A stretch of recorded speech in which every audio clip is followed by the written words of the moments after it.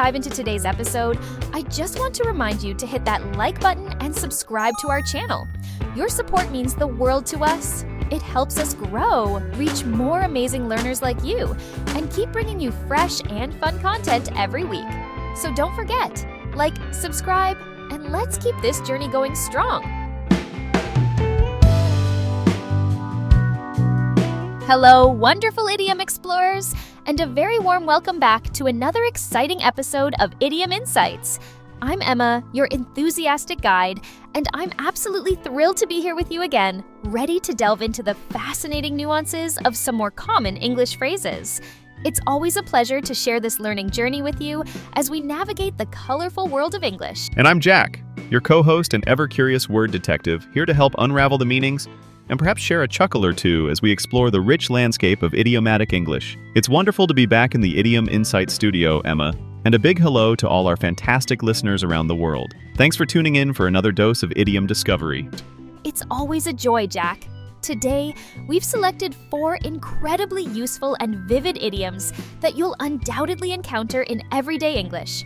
Understanding these will not only significantly boost your comprehension, but also provide you with more natural and expressive ways to communicate your own thoughts and observations. These phrases cover impossible searches, easy decisions, bureaucracy, and being overwhelmed with work. A truly excellent and varied mix today, Emma. These are idioms that really add character and depth to conversation. Here are the 4 idioms we'll be diving into in this episode of Idiom Insights. First, an idiom for a task that is extremely difficult or impossible because you are searching for something small in a huge area, finding a needle in a haystack. Second, a phrase for a decision or choice that is very easy to make or obvious, no-brainer. Third, an expression for excessive bureaucracy, official rules, or regulations that cause delays, red tape. And finally, an idiom for being overwhelmed with too much work or too many tasks, snowed under. Those are all fantastic and very common idioms, Jack. Each one paints a very clear picture and is used frequently, so understanding them will be incredibly beneficial for our listeners as they engage in English conversations and encounter these phrases in media. I couldn't agree more. They're all very practical and insightful. And before we delve into the intricacies of our first idiom, a quick and sincere request from both of us here at Idiom Insights. If you're finding these episodes valuable for your English learning journey and you enjoy our explorations, please take a moment to subscribe or follow our podcast on your preferred listening platform. Yes, subscribing is the best way to ensure you don't miss any of our future idiom adventures and linguistic discoveries.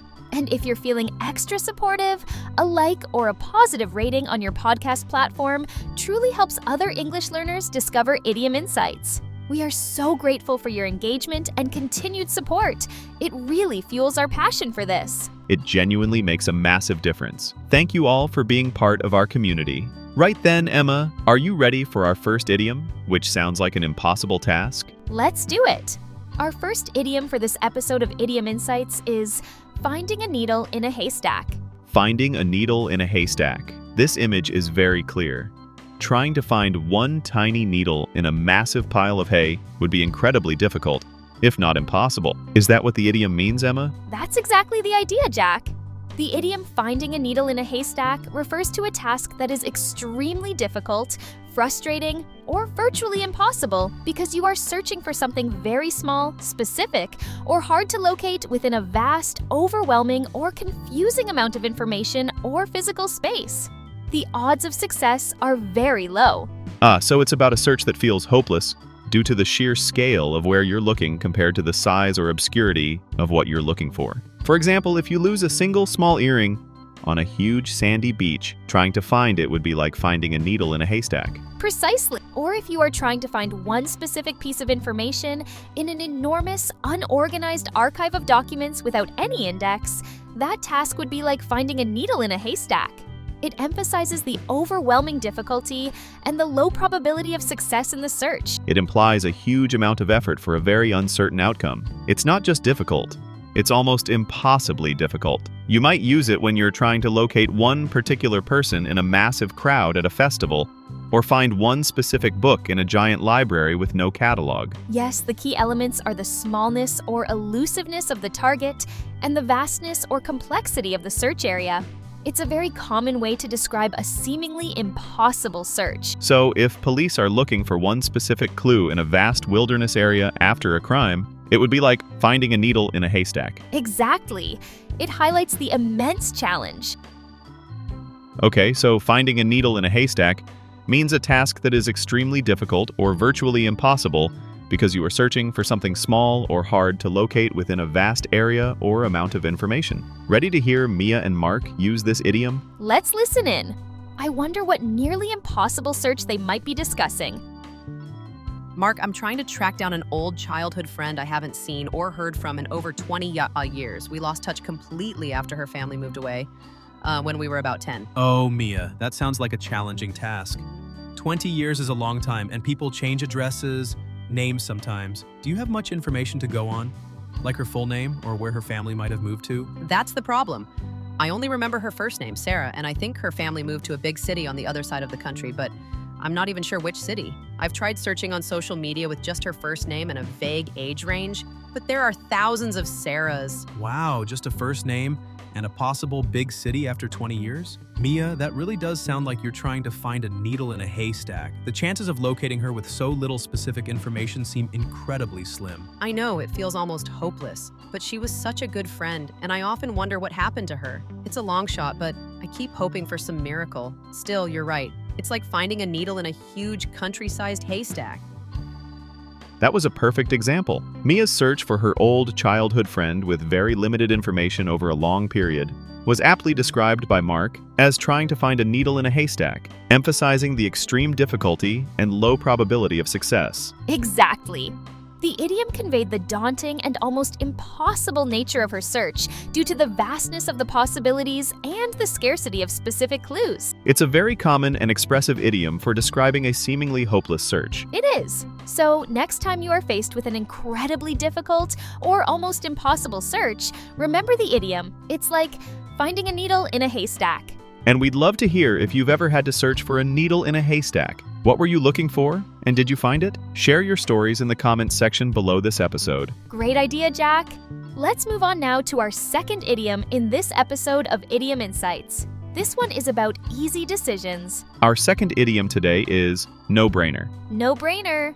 This sounds like a decision or a problem that doesn't require much thinking at all. Is that what it means, Jack? You've got it exactly, Emma. A no-brainer is a decision, choice, question, or problem that is extremely easy to make or solve, requiring very little or no mental effort. It's something so obvious or straightforward that you don't need to think hard about it at all. The answer or course of action is immediately apparent. So it's about something being incredibly simple or obvious. If you are offered a fantastic job with a huge salary increase, excellent benefits, and your dream role, accepting that job offer would likely be a no-brainer. The decision is so clearly advantageous that it requires no deep thought.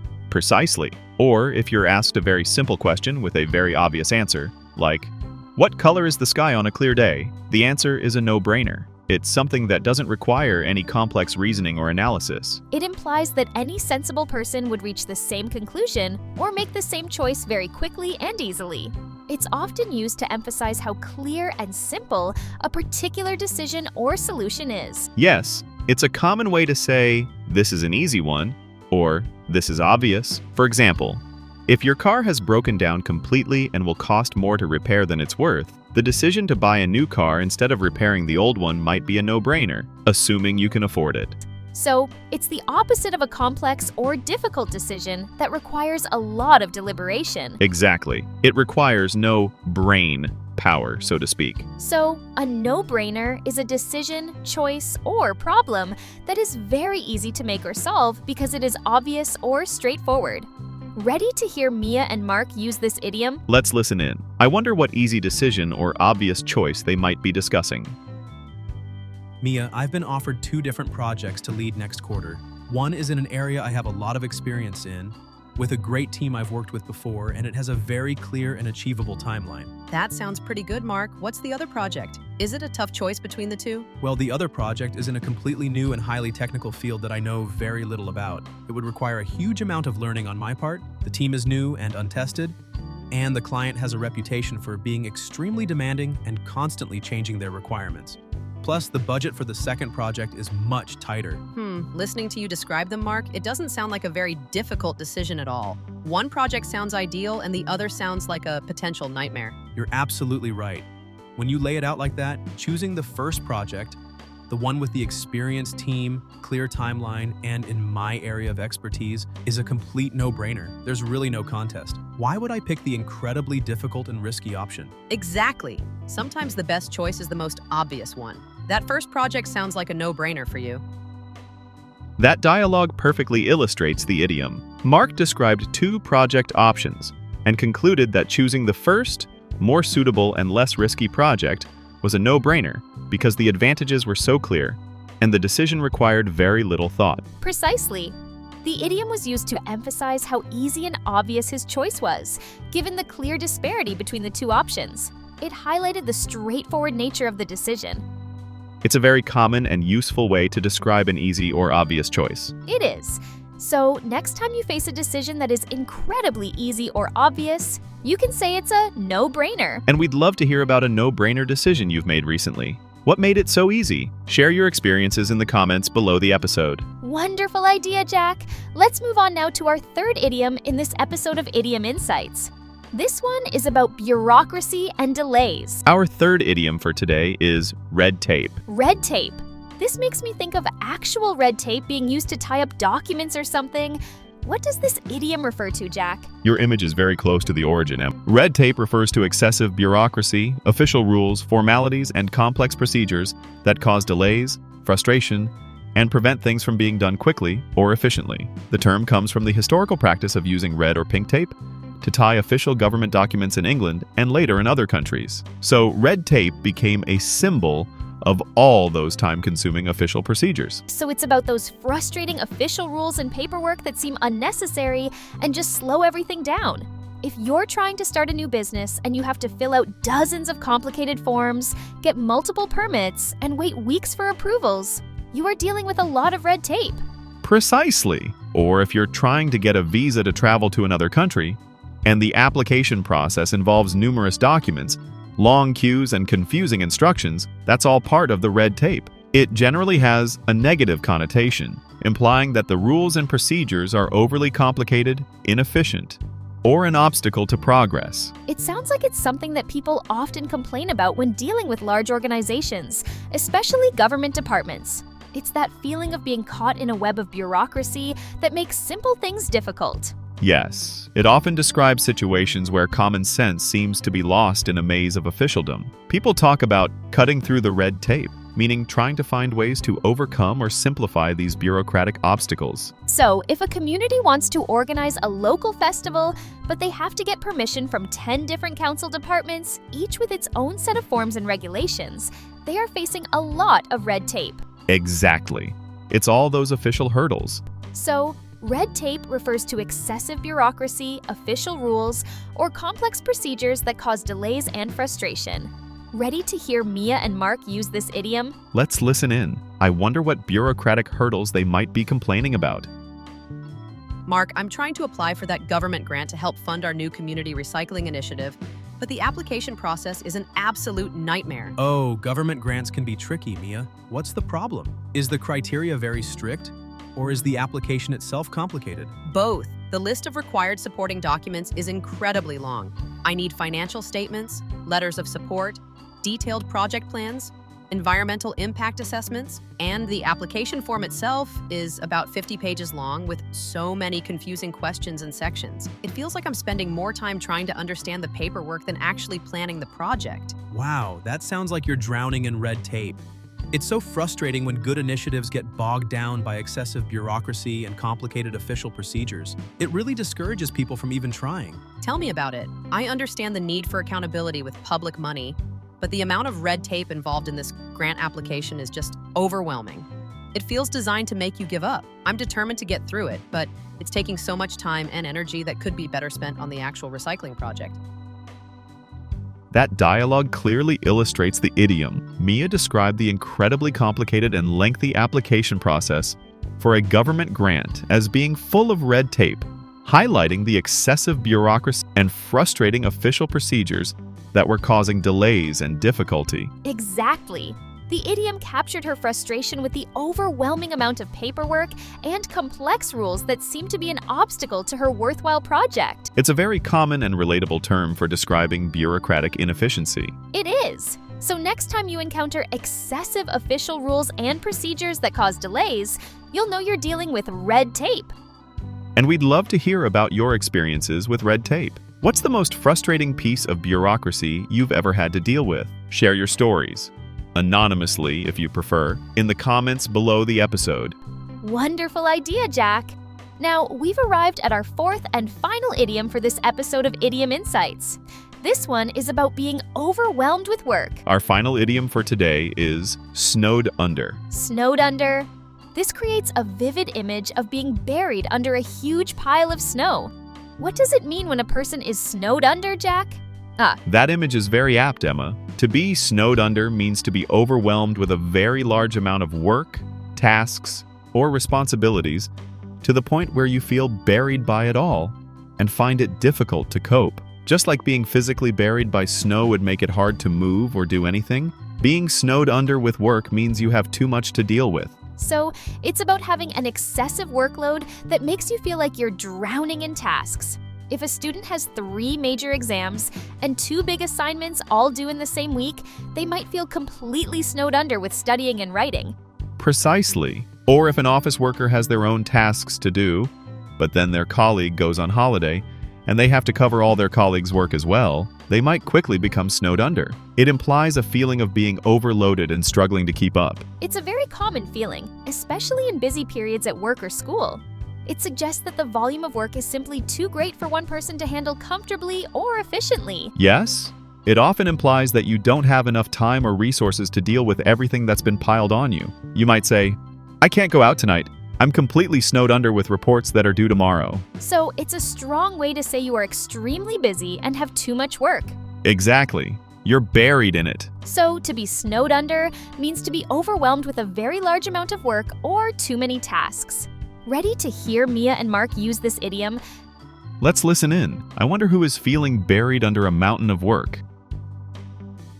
Mia, I was hoping to catch up with you this week about that new marketing idea I had, but you seem incredibly busy every time I see you. Is everything okay?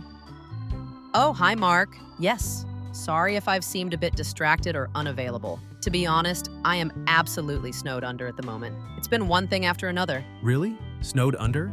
What's been going on? Is it just one big project or lots of little things piling up? It's a bit of both. We had 2 people on our team unexpectedly go off sick last week, so I've had to pick up a lot of their urgent tasks. On top of that, it's month end, so all the regular reporting deadlines are looming. And then that big client presentation I'm leading got moved forward by a week. It feels like I have a mountain of work on my desk and more keeps arriving every hour. Wow, Mia, that sounds incredibly stressful. Being snowed under like that with no let-up must be exhausting. Make sure you're taking breaks when you can, even if it's just for a few minutes. Let me know if there's anything at all I can do to help lighten your load, even if it's just making you a cup of tea. That dialogue perfectly illustrates the idiom. Mia described herself as being snowed under due to a combination of colleagues being off sick, month-end reporting, and an advanced client presentation, meaning she was completely overwhelmed with an excessive amount of work. Exactly. The idiom captured her feeling of being buried under a mountain of tasks and struggling to cope with the sheer volume. It vividly conveyed her busy and stressed state. It's a very common and relatable idiom for describing being overloaded with work. It is. So next time you are feeling completely overwhelmed with too much work, you can say you are snowed under. And we'd love to hear about a time you felt snowed under. What helped you get through it? Share your experiences and tips in the comments below this episode. We always appreciate reading your comments and practical advice. Well, Emma, we've explored 4 more really insightful and useful idioms in this episode of Idiom Insights. We certainly have, Jack. Just to recap for everyone tuning into Idiom Insights today, we learned finding a needle in a haystack, meaning a task that is extremely difficult or virtually impossible due to searching for something small in a vast area. no-brainer, used for a decision or choice that is very easy to make or obvious. Red tape, referring to excessive bureaucracy, official rules, or complex procedures that cause delays. And snowed under, meaning to be overwhelmed with a very large amount of work or too many tasks.